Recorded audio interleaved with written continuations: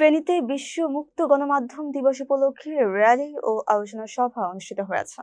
সোমবার বিকেলে সাংবাদিক ইউনিয়ন ফেনীর উদ্যোগে রাজাঝির দিঘির পারস্থ কার্যালয় প্রাঙ্গণ থেকে এক বর্ণাঢ্য র্যালি বের করা হয়। র্যালির উদ্বোধন করেন অতিরিক্ত জেলা প্রশাসক রোমেন শর্মা। এ সময় অতিরিক্ত পুলিশ সুপার নিশাত তাবাসসুম সহ বিভিন্ন দপ্তরের কর্মকর্তারা উপস্থিত ছিলেন।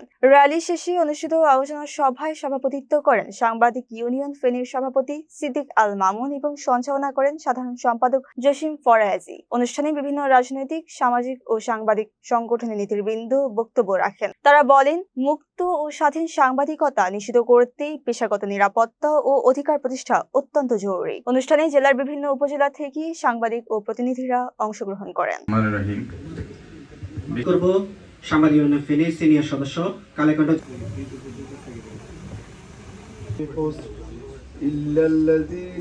কথা বলছি, সেখানে গণযোদ্ধা সভাপতি, প্রধান অতিথি, যদিও তারেক রহমান এটা একটা তাদেরকে সন্ত্রাসী কায়দা বের করে, যে প্রত্যাশা, যে সমস্যা, দুর্ভোগ, দুর্গতি।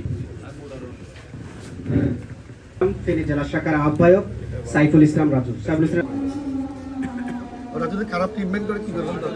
আমি আমাকে প্রথমে সুযোগ দেওয়ার জন্য একটু আন্তরিকভাবে ধন্যবাদ এবং কৃতজ্ঞতা জানাচ্ছি। আমার ভালো লাগতো, আমি আন্তরিকভাবে দুঃখ প্রকাশ করছি।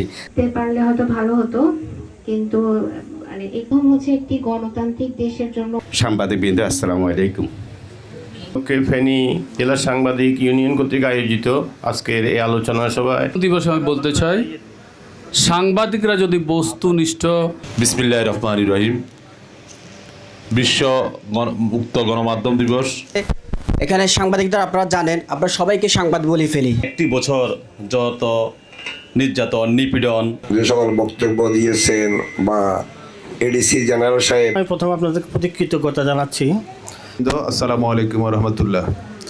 আসলে এই বিশ্ব গণমাধ্যম মুক্ত দিবস উপলক্ষে সাংবাদিক ইউনিয়ন কর্তৃক আয়োজিত আজকে সবার আসসালামু আলাইকুম ওয়া রাহমাতুল্লাহ।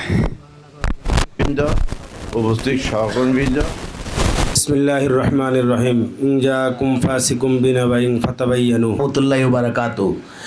বিশ্ব মুক্ত গণমাধ্যম আরটিভি এবং জয় দিন এবং বাংলাদেশ প্রেস ক্লাব পক্ষ থেকে সকলের আমরা কোনো সভাপতি ইকবাল গড়ে উঠে তুলতে পারে, সবসময় নিরাপদ দেশের একটা জাতির কল্যাণকামী একটি রাষ্ট্রের জন্য।